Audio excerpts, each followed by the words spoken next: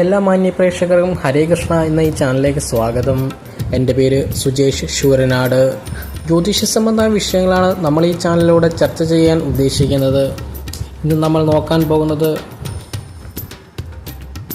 കാർത്തിക മുക്കാലിൽ പിറന്ന സ്ത്രീകൾക്കുള്ള പൊരുത്തമാണ്. ഇന്ന് നമ്മൾ നോക്കാൻ പോകുന്നത് കാർത്തിക മുക്കാൽ എന്നാൽ ഇടവക്കൂറാണ്, സ്ത്രീവന നക്ഷത്രമാണ്, ശുക്രനാണ് അധിപൻ, അസുരഗണമാണ്. രോഹിണി നക്ഷത്രം നല്ല രീതിയിൽ ചേരും. മകേരം എടുക്കാൻ പറ്റില്ല, കാരണം മുന്നാൾ നക്ഷത്രമാണ്. അടികലഹം ഒഴിഞ്ഞ നേരമുണ്ടാവുകയില്ല. തിരുവാതിര പുണർതമുക്കാലും മിഥുനൻ രാശിയിലുള്ളത് എടുക്കാവുന്നതാണ്. കർക്കിടകൻ രാശിയിലുള്ള പുണർതങ്കാല്, പോയ മാലിന്യം ഇവയൊന്നും എടുക്കാൻ പറ്റില്ല. ചിങ്ങൻ രാശിയിലുള്ള മകം പൂരം ഉത്രങ്കാല് എടുക്കില്ല, കാരണം അധിപന്മാർ തമ്മിൽ ശത്രുക്കളാണ്, സൂര്യനും ശുക്രനും. കന്നി രാശിയിലുള്ള ഉത്രമുക്കാല് എടുക്കാൻ പറ്റില്ല, ജന്മാനുജന്മ നക്ഷത്രങ്ങളായതുകൊണ്ട് ഒഴിവാക്കുക. അത്തം ചിത്ര ആദ്യപാദം എടുക്കാവുന്നതാണ്. തുലാൻ രാശിയിലുള്ള ചിത്ര രണ്ടാം പാദം, ചോതി വിശാഖമുക്കാല് എന്നിവ എടുക്കാൻ പറ്റില്ല, കാരണം ഷഷ്ടാഷ്ടമം അഷ്ടമഷഷ്ടമാണ്.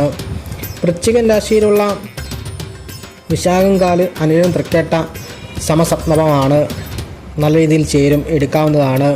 ധനുരാശിയിലുള്ള മൂലം പൂരാടം ഉത്രാടം കാല്, അധിപന്മാർ തമ്മിൽ ശത്രുക്കളാണ്, ശുക്രനും വ്യാഴവും. കൂടാതെ ഷഷ്ടാഷ്ടവും അഷ്ടമഷഷ്ടവുമാണ്, കലഹം ഒഴിഞ്ഞിട്ടുള്ള നേരമുണ്ടാവുകയില്ല. മകരൻ രാശിയിലുള്ള ഉത്രമുക്കാല് അനുജന്മ നക്ഷത്രമായതിനാൽ ഒഴിവാക്കുക. തിരുവോണം അവിട്ടം ആദ്യ പാദവും കുംഭൻ രാശിയിലുള്ള അവിട്ടം രണ്ടാം പാദവും എടുക്കാം.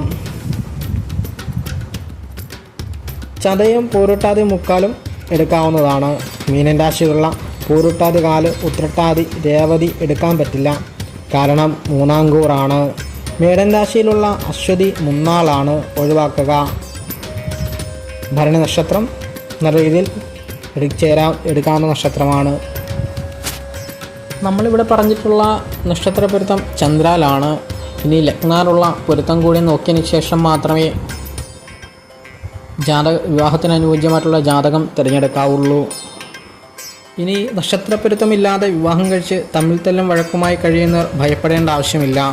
കാരണം ഗുരുവായൂരപ്പനെ വഴിപാട് കഴിപ്പിക്കുന്നതും കൊടുങ്ങല്ലൂർ തിരുവഞ്ചിക്കുളം മഹാദേവ ക്ഷേത്രത്തിൽ ദമ്പതി പൂജ ചെയ്യുന്നതും അതുപോലെ തന്നെ യക്ഷിയമ്മയ്ക്ക് പൂജ കൊടുക്കുന്നതും വളരെ ഗുണകരമാണെന്ന് അറിയുക.